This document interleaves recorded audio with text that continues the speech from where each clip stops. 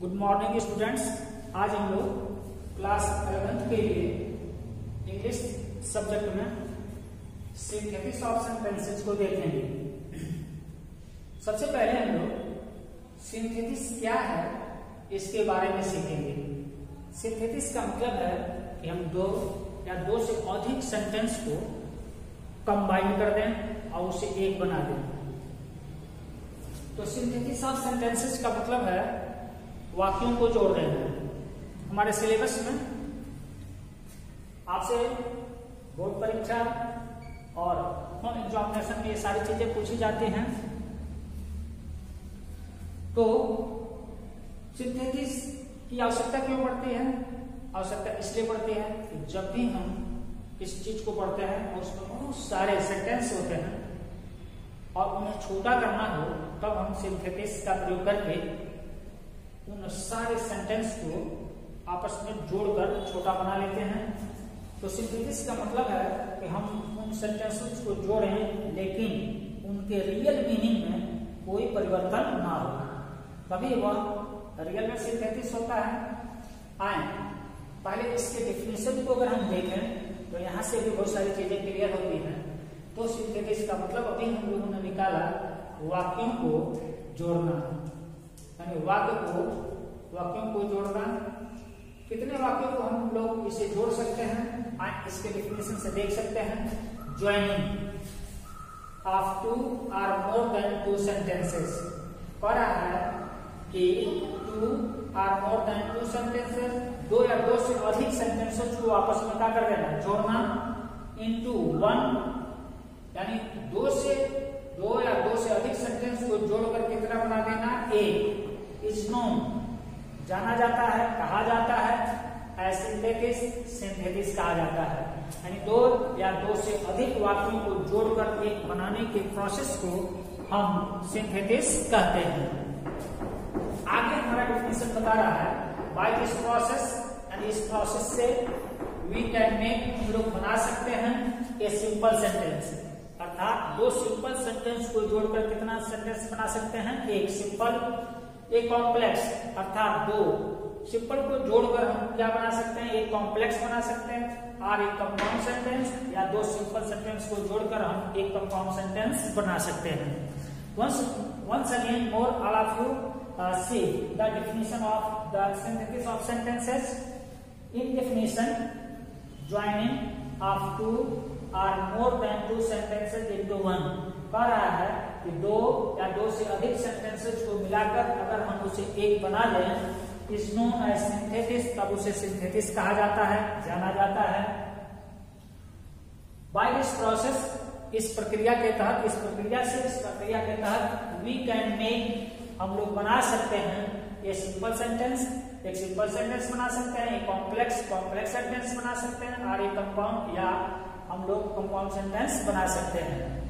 Syllabus को अगर देखा जाए तो आपका जो सिलेबस है वह ऐसे है कि दो या दो से अधिक सिंपल सेंटेंसेस को मिलाकर वन सिंपल सेंटेंस, अर्थात एक सिंपल सेंटेंस बनाना।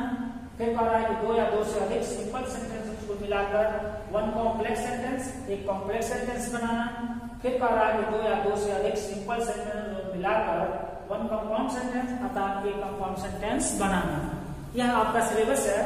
यह कक्षा 11 और 12 दोनों में लगभग सेम चीजें हैं जो आपको पढ़नी पड़ते हैं। इसे देखें, आपके लिए यह एक नया चीज है।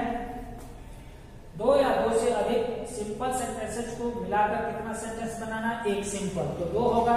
और दो से अधिक, तीन भी हो सकता है, चार भी हो सकता है। कैसे वो प्रोसेस फॉलो करते हैं हम आपको बताएंगे। दूसरा कह रहा है कि दो या दो से अधिक सिंपल सेंटेंस को मिलाकर वन कॉम्प्लेक्स, एक कॉम्प्लेक्स सेंटेंस बनाना। फिर कह रहा है कि दो या दो से अधिक सिंपल सेंटेंस को मिलाकर एक कंपाउंड सेंटेंस बनाना। आप अपने सिलेबस को बेहतर तरीके से समझ गए होंगे।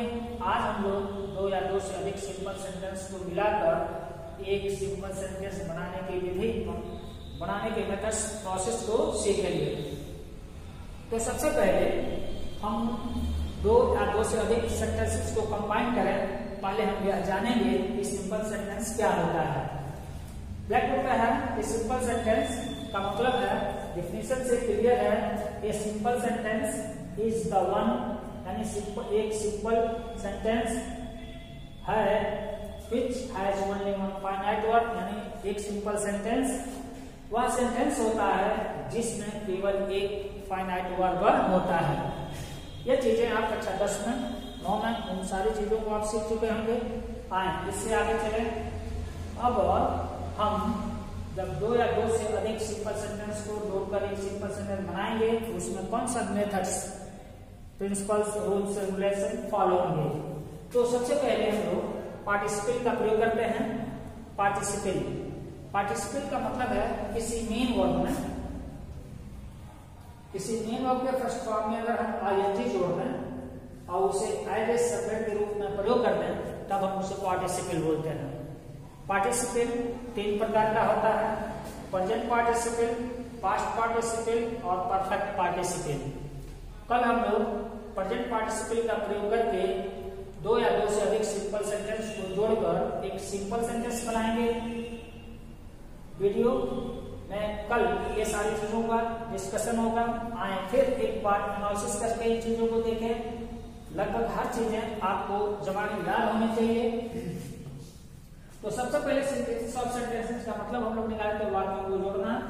आप डेफिनेशन से इन चीजों को क्लियर किए थे। Joining of 2 or more than 2 sentences into one is known as synthesis.